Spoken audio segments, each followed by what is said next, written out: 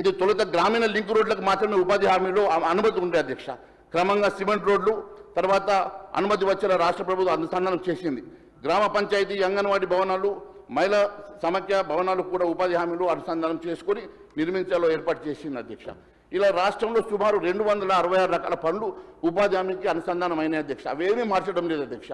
అవి as it ఈస్గా 266 రకాల ఉపాధి పనులు ఉంటూనే ఇంకా దీన్ని స్ట్రెంథన్ చేయడానికి ఇంకా కొన్ని యాడ్ చేశారు తప్ప వాటిని ఎవ్వి కూడా తొలగించలేదనేది మరి మీ ద్వారా మంత్రి గారికి తెలియజేస్తా ఉన్నాం అధ్యక్ష.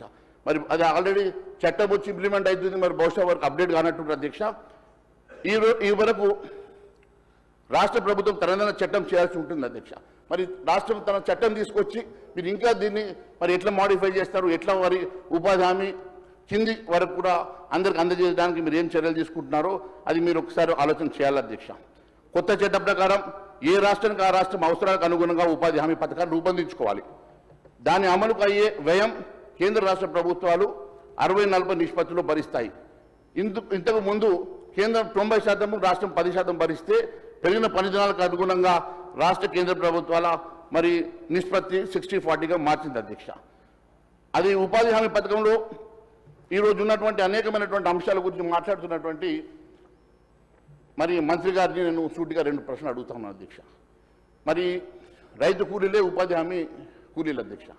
మరి రైతు కూలీలకు సంవత్సరానికి 12,000 చొప్పున 6 నెలలకు ఒకసారి 6,000 రూపాయలు ఇస్తారని మరి ఈ ప్రభుత్వం హామీ ఇచ్చి మరి దాదాపు 1,30,00,000 మందిని ఐడెంటిఫై చేసి ఎందుకోసమని 2 సంవత్సరాలుగా వారికి మరి ఇవ్వట్లేదు అధ్యక్ష.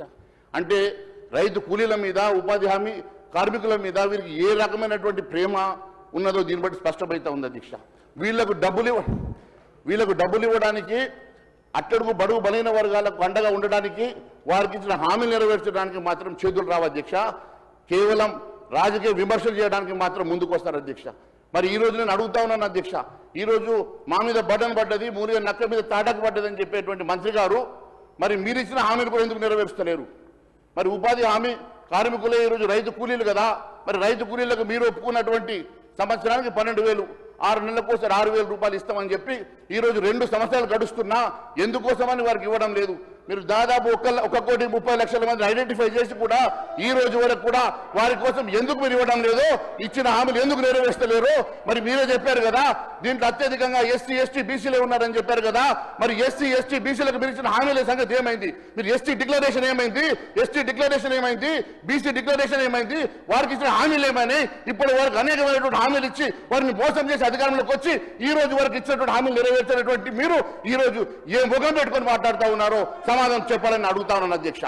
కేవలం ఈరోజు రాజకీయం చేయడానికి ఏదో ఒక రకంగా ఒక సబ్జెక్ట్ తీసుకొచ్చి ఆ సబ్జెక్ట్ ద్వారా ఏదో ప్రజల్ని మభ్యపెడతాం, ఇక్కడ మేము మాట్లాడేసి ఏదో అన్యాయం జరిగిందని లేకుంటే వారి హైకమాండ్కి మెప్పు కోసమో దేశవ్యాప్తంగా వారు చేస్తున్నారు కాబట్టి హైకమాండ్ మెప్పు కోసమో ఇక్కడ మేము చేస్తున్నామని చెప్పుకోవడం కోసమో చేసేటువంటి కార్యక్రమంలో ఏమి తప్పు ఉన్నదో, ఏ రకంగా మీరు దీన్ని తప్పు పడతా ఉన్నారో సమాధానం చెప్పాలి అధ్యక్ష. కేవలం పేరు మార్చినందుక లేక మీ మీద 40% భారం పడ్డేందుక మీ బాధ ఏందో ఒకసారి చెప్పాలి అధ్యక్ష. ఏదో ఒక రకంగా సబ్జెక్టు డివైడ్ చేసే ప్రయత్నం చేసేటువంటి మీరు ఇదే ఎస్సీ ఎస్టీ బీసీ అని చెప్పారు కదా, వారికి ఇచ్చినటువంటి హామీలు ఏమన్నాయి, వారికి ఇచ్చినటువంటి మీరు డిక్లరేషన్స్ ఏమన్నాయో దాని మీద సమాధానం చెప్పకుండా ఈరోజు ఏదో ఒక రకంగా మీరు మభ్య పెట్టేటువంటి ప్రయత్నం చేస్తా ఉన్నారు కదా అధ్యక్ష. మరి ఇక్కడ మంత్రి గారు ఉన్నారు, మాట్లాడితే ఎక్కడికో డివియేషన్ అయిపోయి డెవల్యూషన్ ఆఫ్ ఫండ్స్ గురించి మాట్లాడతారు. డెవల్యూషన్ ఆఫ్ ఫండ్స్ గురించి మాట్లాడే ముందు దాంట్లో మీరే బాధ్యుల సంగతి మర్చిపోయిండ్రు.